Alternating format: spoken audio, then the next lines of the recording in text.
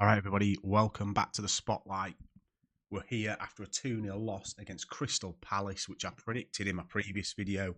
Please like, favourite, and subscribe the video, and we'll get straight into some points I've got. It's going to be a fairly quick one this morning, or today at least. It is transfer deadline day. The Tell deal is apparently back on, and it looks like Malacia is going. I think we'll probably end up with Tell on loan after what happened yesterday and not a lot else. But that's just my quick update on transfers. I'm not overly fussed about the transfer window. I don't think Dorgu and Tell are going to make us the team we want to be. The two young lads without a profile, without Prem experience. Do we think them two coming in are really going to change us? I personally don't, but I'm not going to complain about getting a left back, especially what happened to Martinez yesterday. And we obviously need a striker and a 10, and Tell as a young up-and-coming one that in a normal window you'd probably be really happy about. But right now, do we need a third young striker who ain't been playing and scoring goals? I don't know. You tell me. So I want to get on the game yesterday. Onana is getting a lot of flack again, and while I understand this, that he feels the defence with no confidence, he's slow off his line, he doesn't sweep. People say he's poor with his feet. He's not got any agility, and I sort of agree with all of those things. But also, with that bad, he gets peppered. And I think a lot of Onana's long passing, and this just might be me, so tell me what you think in the comments, is that our back three don't want the ball. Maybe Martinez does here and there, but the other two, Yoro and Delit, or Maguire, Delit, whichever the other two are, they don't want the ball. And if it's given to them, they take 3 or 4 touches and go back to Onana most of the time. He then looks up again, there's no second pass out. So he'll either try and dink it like out to a wing back like Delo or someone who then loses it, or he'll go long.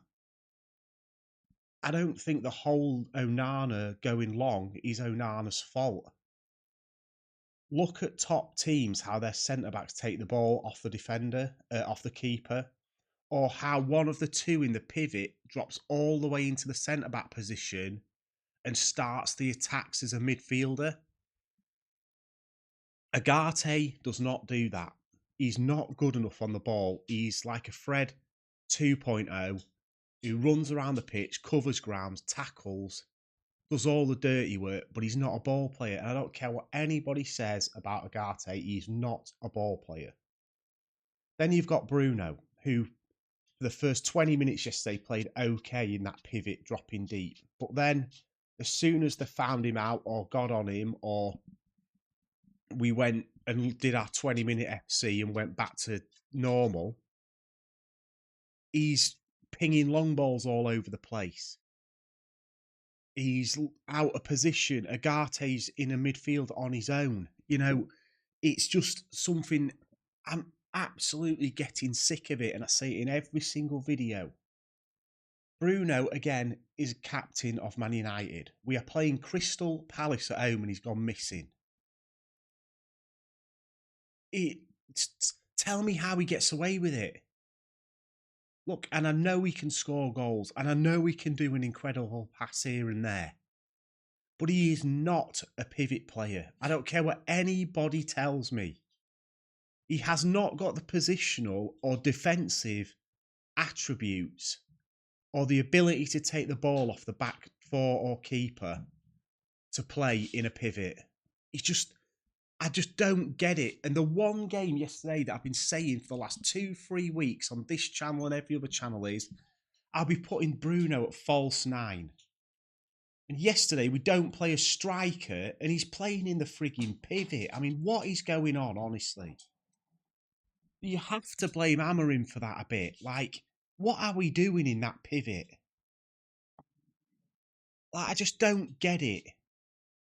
You either play Agate and someone like Ericsson, and I know everyone will say he's got no legs, but at least he knows how to look after the ball. Or you just play Agate and Collier till they burn out. At least then you've got 2 players with legs who can actually get about the pitch. In that video where I mentioned this game the other day, I said we'd lose 2-0 and we lost 2-0 for the exact reasons that I said. Palace are too athletic and too much of powerful runners for us. And I've said it before and I'll say it again. We've spent millions and millions and millions on defenders in the last couple of windows and they're all slow. Maguire's slow. Martinez is slow. De Ligt's slow. Yoro's probably got a little bit of pace about him, but he's not lightning quick. Mazraoui's probably the quickest, but he's played at right wing back. And this is we beat Fulham 1-0. We scraped it. We beat Southampton. We pretty much scraped it, and Ahmad got us out of trouble with a hat trick. Two teams we should be beating because they don't have any clinical strikers and they're not that physical. We played Brighton, who were technically brilliant team, got hammered. We've come out and played Palace today, who've got some physical, strong, good players, and we're overrun as per usual. Until we learn to look after the ball in the final third, this will keep happening, because you can blame the defence and the keeper for making a mistake as much as you want, but the reality of it is, every other top 6 club, they all make mistakes, but they will go out and score 2 or 3 goals and cover it up. We just do not do that. And until United as a team start scoring at least 2 goals a game, this will continue to happen.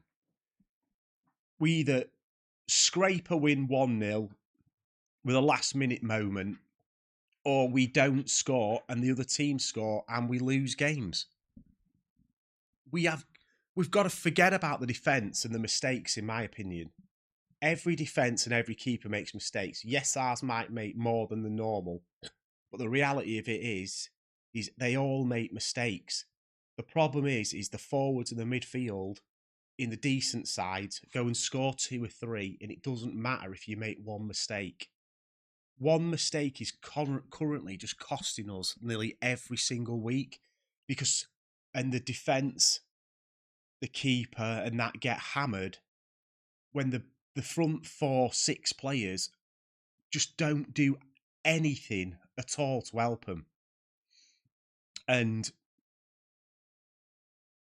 it's just, we've got to invest in ball playing players. I've been saying it for weeks, months, even years now, until we realise that Bruno, Garnacho, those types of players, and Rashford at the time, are not it, we will go nowhere, because none of them know how to retain the ball.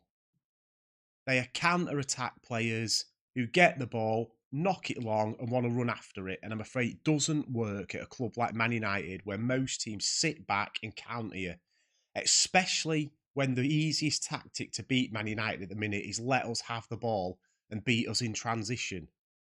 You don't need to be a Premier League manager to figure out how easy it is to beat us. If I managed someone mid-table, Everton or someone, I don't know, I would just say, sit on your own box, they won't score.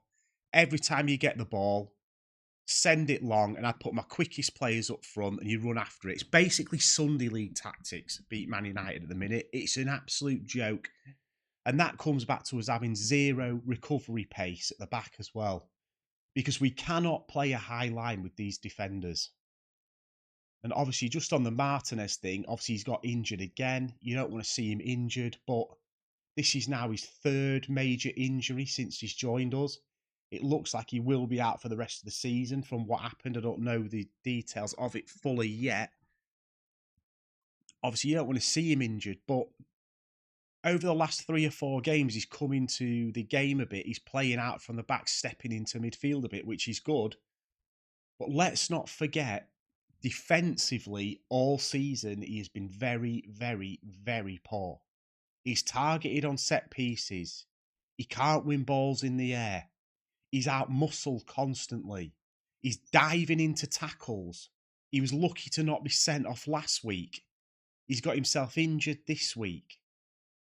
Yes, we all like his attitude. Yes, his attitude is correct. But the fact of the matter, on the pitch, is he actually good enough? I don't think he is. I think we've got too many players like that where the fans and everybody think they're better than they are. Bruno, Martinez are two major ones for me, and Garnacho is a third. Those three players are players that are hyped to the max by everybody, and they're just not good enough. And until we get our heads around that, we are going absolutely nowhere.